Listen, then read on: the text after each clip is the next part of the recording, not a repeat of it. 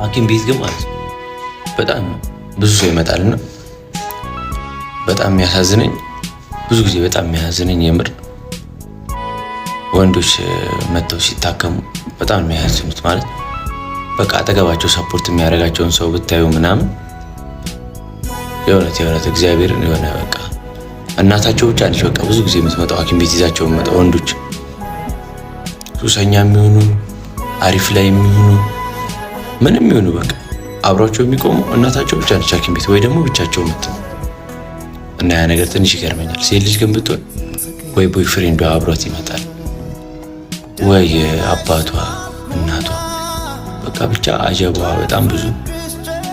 ወንድ ልጅ ግን በቃ ራስን ያለ ወንድሜ